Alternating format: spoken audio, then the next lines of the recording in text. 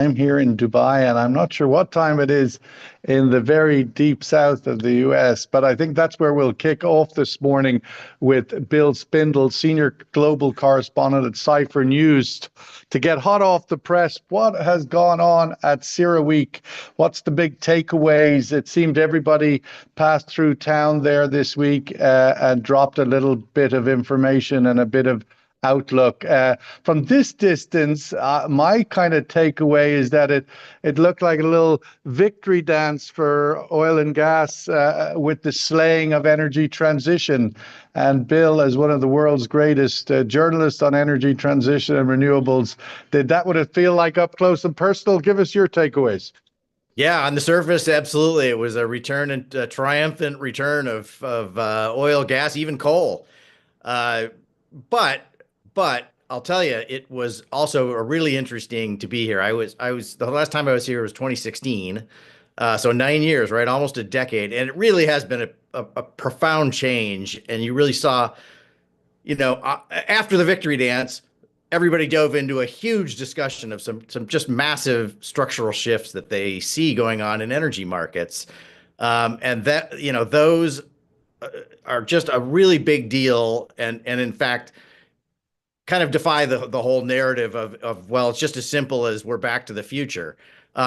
Demand growth was all the discussion, but it was all about electricity, all about power, all about data centers, manufacturing, often as in China, manufacturing, but even in the US, manufacturing of, electric vehicles, of semiconductors, batteries, that sort of thing. Um, Another Or as big, we've heard all week about as well, steel and aluminium. That seems to be the new. It yeah, was fentanyl a few weeks ago, and God knows what, and migrants, those dirty things. But it right, seems now the whole anchor of the tariff universe is to exactly, and get that steel and aluminium factories back to the US. and that was another big structural shift. It was really an even more focus on energy security, in the context of trade as a kind of weapon of economic security, and how that's changing everything. And so in the end, everybody settled on sort of it's not a transition anymore. It's a giant energy addition, which pleased everybody. But in some ways, it's be careful what you ask for, because some of the implications of that were really big. A lot of people were talking about a faster decline of oil consumption in China, for example, as China, as the EVs and the for security reasons, their new economy gets going, and for security reasons, they are even more determined to get off imported uh, energy. So then lots of LNG growth talk. That was the probably the belle of the ball completely. But again, always in competition everywhere around the world with solar plus batteries, which, in many places at many times is the cheapest form of electricity. So, so a story of huge growth, but also really intense competition in all sorts of new ways. So Well, the quote of the week, perhaps out of Sear Week that I took, and it's not the first time, obviously, it's heard it, but obviously stated by Sultan Al Jaber, CEO of ADNOC, was the and rather than the or. Amina Bakr, head of Middle East Energy and OPEC Plus research, not at but at Kepler. I have to keep reminding myself through that automatic state. Amina, the other piece that came out in the 10 years, of course, that Bill Spindle wasn't at CERAWeek. Over that 10 years, the book end of it, one might say, that started out with the Iran nuclear deal and all moving forward there. And it's sort of 10 years later, we have Iran, according to the reports I'm reading on another former employer of yours, Reuters, this morning, that we're a week away from Iran having the capacity for a nuclear weapon. They've that much enriched uranium. We saw during CERAWeek the U.S. new energy secretary restate, and in the last few days we've seen the active action on that, of the maximum pressure sanctions on Iran to curtail their oil exports. Your thoughts on the success of that, the likely success of that, and how that impacts the wider OPEC profile? Thanks, Sean. Yeah, it's definitely, I mean, from every couple of years, we always go back to the idea of reaching a nuclear deal with Iran. And there's been a kind of mixed reporting around this. You see, one day they say that the Iranians are open to discussions, and then another day, no, they're not going to be holding talks with the US at all.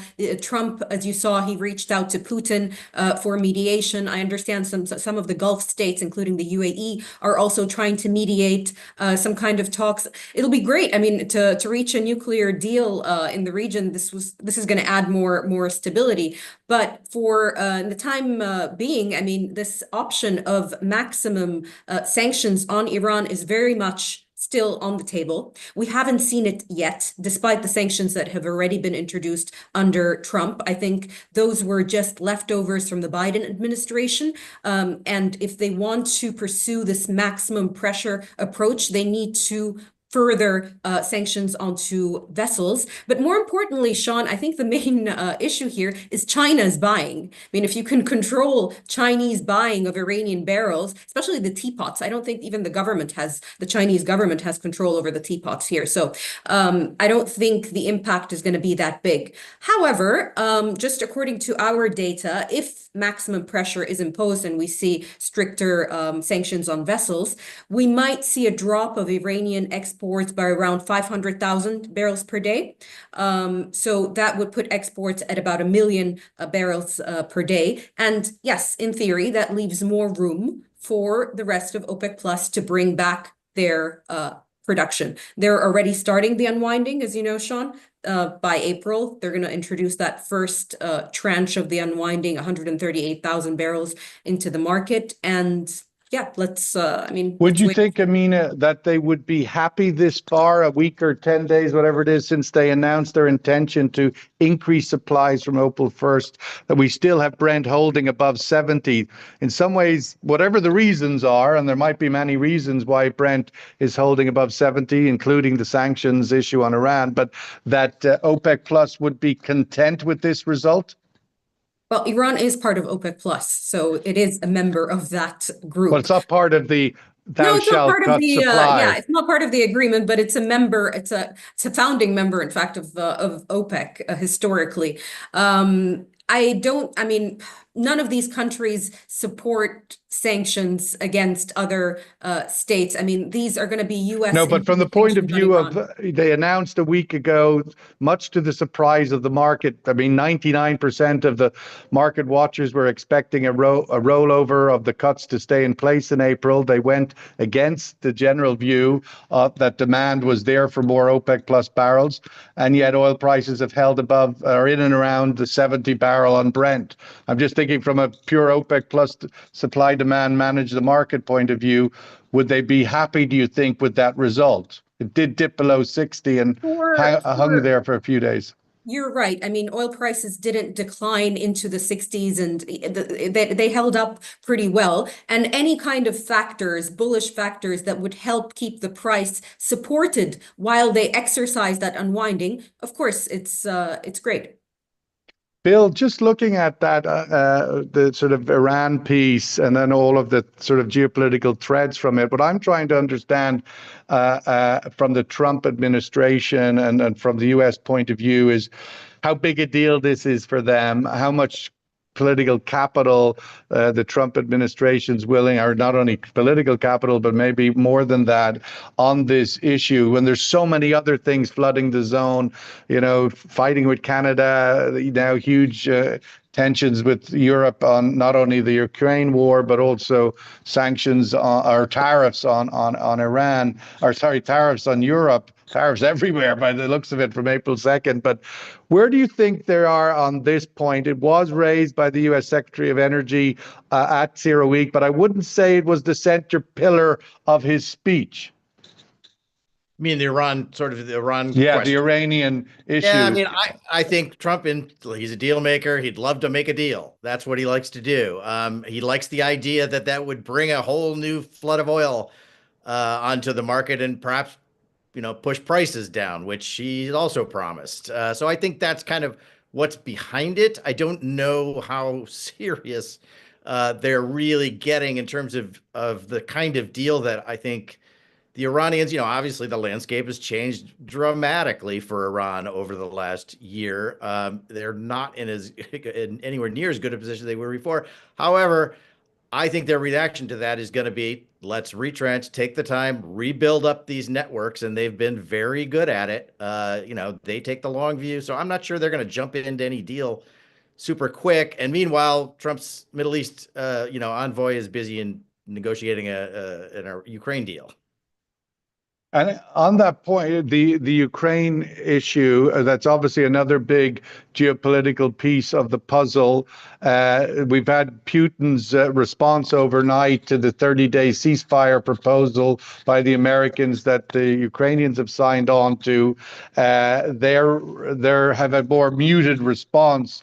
Your thoughts as to where the U.S. is in that game? They've obviously, for much of the last 2 weeks, it's looked very much like the U.S. had sort of switched sides of the football team and was clearly on a Moscow supporting position. Is that a bedded-in posture in the U.S., do you think, or is indeed Trump trying to find a neutral position to negotiate here? Where do you think this goes now that Putin hasn't given that categoric, yes, I support a 30-day ceasefire? Yeah, Puts I think Trump in a bit of a bind. Yeah, well, I think again, he wants a deal. He's very eager for a deal. I'm not sure as much as that he's switched sides, although you can say that he certainly. Well, certainly the Europeans think so. There's a lot he seems to like about Putin and the way Putin views the world. But I think mostly what he'd like to see is a deal. And, I think he's going to find that's pretty tough squeezing Vladimir Putin on this. If he went into it thinking we'll just freeze the situation as it is and call it quits, and gee, isn't that a great deal for Putin? That is not a great deal for Putin in his mind, and he's going to push for a lot more. So, I think that means Putin, I think, feels he's thrown the ball back into Ukraine's court, and now we'll see how eager Trump is to squeeze the Ukrainians again for the kind of concessions he'd need for Putin to, eventually come around to a deal. But, for now, I think Putin's determined to first push the Ukrainians out of Russian territory, which, without U.S. help for the Ukrainians will eventually happen, and probably not all that long from now, but it won't happen tomorrow or the next day. I mean, all that, so there's two sort of key points there, right? The war, Russia's war in Ukraine, the Iranians now, while defeated or certainly weakened by the wars in the Middle East over the last year, they have progressed, it would appear, by all accounts, including the reports of the IAEA, which is the International UN Monitoring Agency on Nuclear Power and Nuclear Development, that they are literally at the doorstep of nuclear weapon capability. So these two zones of geopolitical instability are, there's a sense that we're in ceasefire land and all is calm, but we're actually, it would appear, not far away from it all unraveling. It's kind of a knife edge on both sides. The Iranians meeting today with the Russians and the Chinese on this issue, a pretty important meeting as to where they go. My question ultimately, is this oil market asleep to the geopolitical risks here, particularly in the Middle East? Iran one on the doorstep of nuclear weapon, which is, a fairly significant development.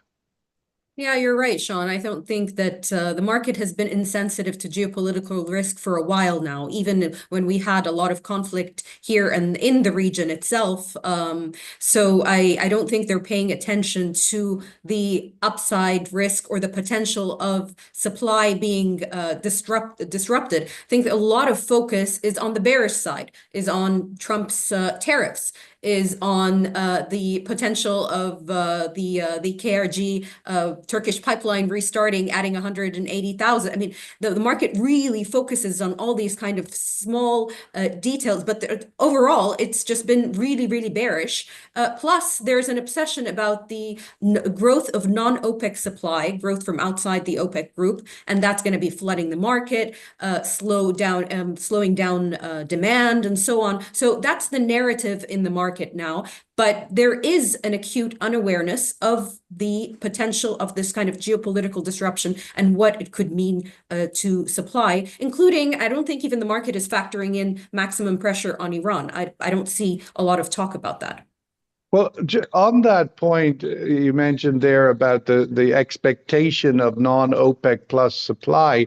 I mean, we did, until this somewhat surprising OPEC plus decision to proceed with their increase in April, we were living in a world where most expectation was that this year we would see global demand growth by a little over 1 million barrels a day, that all of that would be swallowed by non-OPEC plus producers and not by OPEC plus countries, that they would be losing out on that because the new supply from non-OPEC plus was greater than that. My question to you on those, in the intersection of those points, is how much of that issue is driving OPEC plus policy now? The realization that the market share, the classic market share issue, to increase supply into a weak demand picture while non-OPEC supply is expected to grow greater than global demand growth. I mean, it does look like a bit of a train crash. Well, there was concern inside the group, especially those offering voluntary cuts, Sean, that their market share is being eroded in big growth markets such as Asia.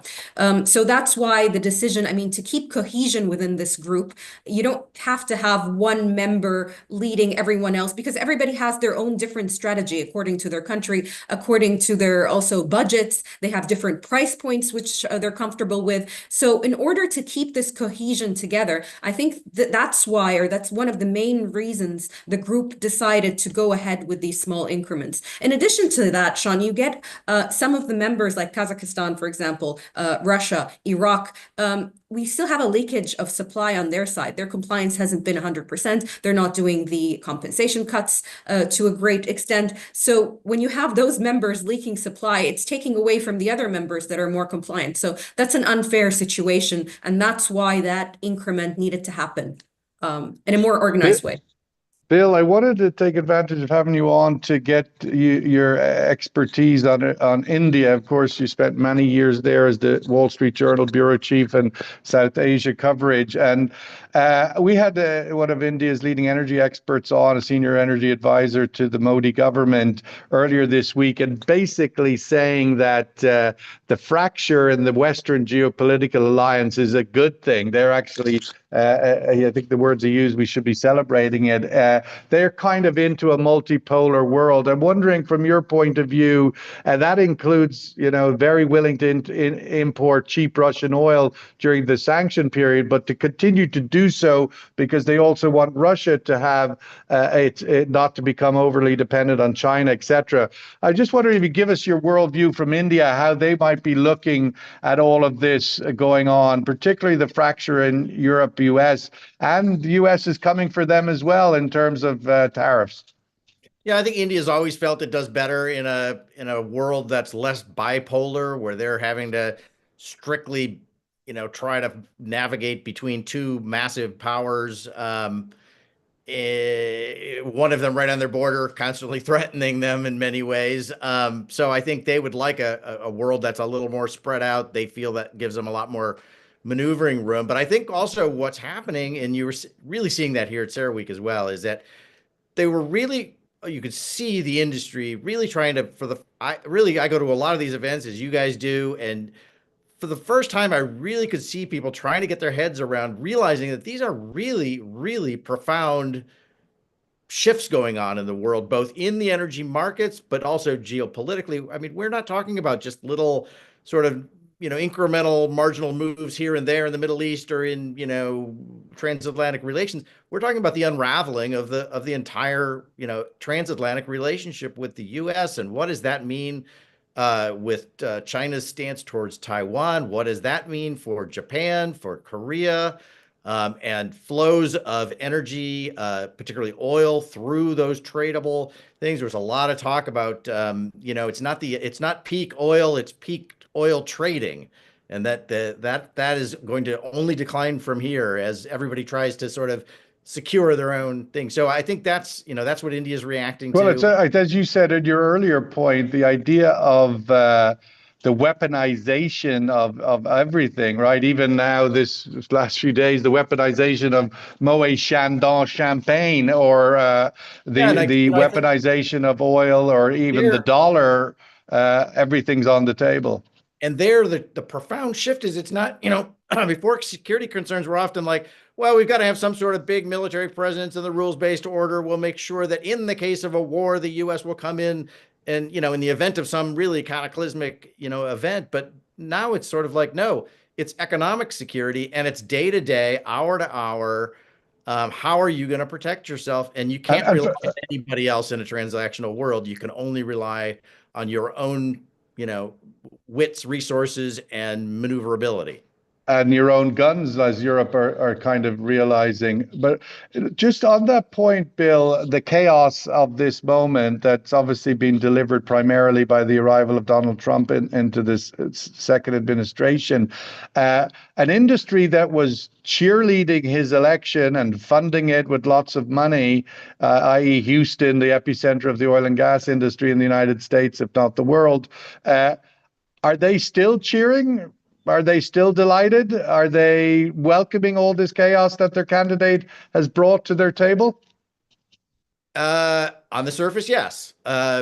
In closed door rooms, I think they're, trying to figure out how do you deal with this situation? And it's, I think, very, very challenging. A lot of them, I think, really are like, you know what, let's just try to stay the course as best we can. We're not going to, for example, drill, baby, drill. We're not going to just blow it. We're not going to, instantly spend tens and tens of billions of dollars developing Arctic, oil reserves or deep water again.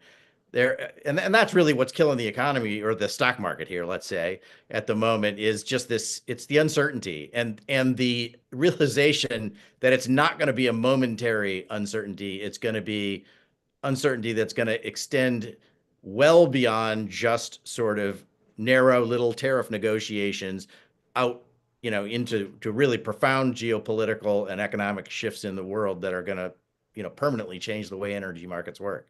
There was a moment early in the Trump administration where there was a certain belief that Trump's North Star was the S&P 500, was the Dow Jones index, and that once that got a kick, he would back off. But clearly, that doesn't appear to be the case at the moment. Let's go to the survey. In Washington, a lot of different Sorry? agendas. There's a lot of different agendas, and it's not clear which one is gonna win out. And the just put your head down and drive forward as fast as you can is that agenda is winning right now. We'll see how long that lasts. Let's go to the survey question and get a view of the wider room on this particular Iran issue. Will the U.S. maximum pressure sanctions on Iran remove 1+ million barrels per day of oil exports off the market like it did last time the Trump administration was in power, which 5 years ago, it succeeded to really squeeze the Iranian oil markets. Looking forward, we've had obviously the oil price, it has corrected down from January when it had the brief moment of revisiting $80 again and has come back. And a series of things have brought it back to 70 on Brent. Is there anything you see out looking forward as to what, given all this drama we've talked about, it's fairly stable oil price, give or take a plus or minus on $70 Brent. Anything there to shift that demand or supply? Otherwise, looking forward, for example, a commitment by OPEC Plus to continue beyond April with its increases. I think it's kind of been baked in at this point, Sean. We're looking at a pretty stable market. Our forecasts for the time being, and I understand that this is a very, very volatile environment. So we're constantly also adjusting to what's happening here. But yeah, we see, Brent remaining in this kind of low 70 zone. We have 70 to 75 is where it's gonna remain for the rest of the year. we talked about the upside risks, maybe being the sanctions, maybe a supply outage from somewhere, maybe non-OPEC supply as well, not growing. I just saw a few headlines yesterday from Guyana that they're having issues with licensing and so on. And Brazil also tends to disappoint with its growth level. Plus, if you have the price dipping past a certain point, I've been speaking to a lot of people in the US.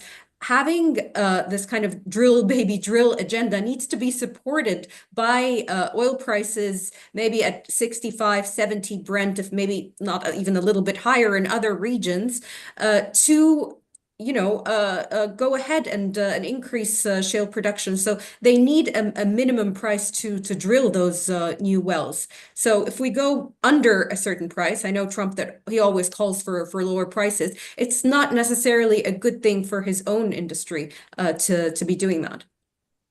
Bill, final word with you on that same question, and particularly incorporating into it what does appear that the U.S. economy, the word recession has been bandied about again. It hasn't been around for a while. I thought that was like with the dinosaurs. You didn't have recessions anymore. You just printed more money. What does it look like from there? Obviously, serious layoffs of federal government employees and other tech, Silicon Valley, a lot of layoffs there, banks. What's the macro picture look like for the U.S. economy incorporating all of this Trump tariffs? Yeah, a lot of turmoil and a lot of uncertainty. And I think that's people are starting to realize that this uncertainty, again, is not going to be, quickly dispelled, that it's likely to go on. And these tariffs aren't. Without pushback domestically? Well, I don't think you're going to get a lot of pushback until we get a little closer, at least another 6 months as we get closer to the midterm elections. They're going to, we've got a huge tax fight to come. They've got to come up with $4.5 trillion of, leeway just to extend Trump's tax cuts. And they'd like to do even more than that, which means you're going to have a lot of this budget cutting still going on in this really chaotic fashion. So I think people are just realizing that what they thought might be a brief period of turmoil is really going to extend much, much longer than that. And that in the middle of all of that, Bill, you have from our industry point of view, you have the EPA, or the IRA, the Inflation Reduction Act, which of course was a big giveaway to the energy industry of subsidies and tax relief and all sorts of things. How is that surviving this Trump tsunami? Well, I think that will be a topic of discussion when industry officials meet with Trump.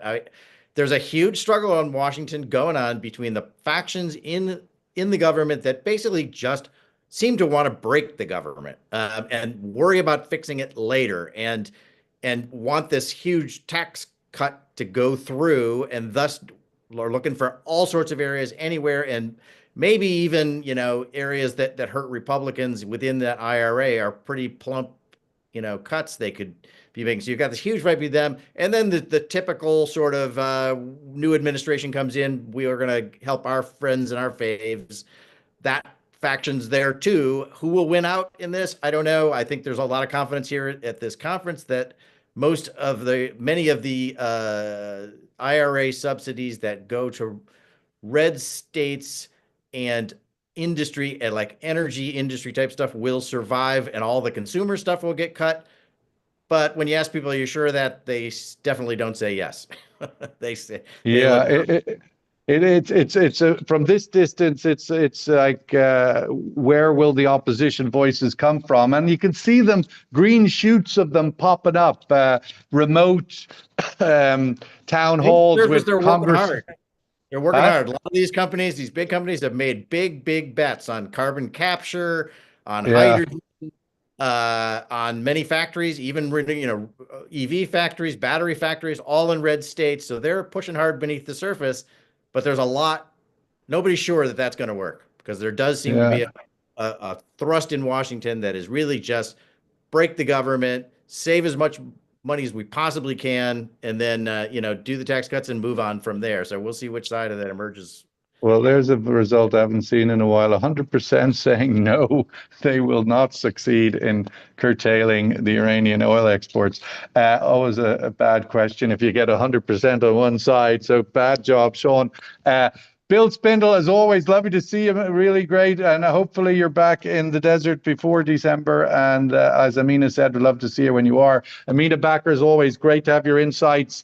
Have a great weekend, everybody. We've Brent trading up 1%. And I think despite it being smothered by lots of other headlines, the Iran nuclear talks that are going on between Russia and China today, well, worth keeping an eye on, because that might set, we did get some indication a few weeks ago that Trump had kind of given Putin some green light to negotiate on that front and deliver something. So let's see if he does or they do.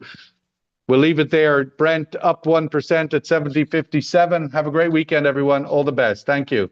Thank you. Bye. Bye-bye.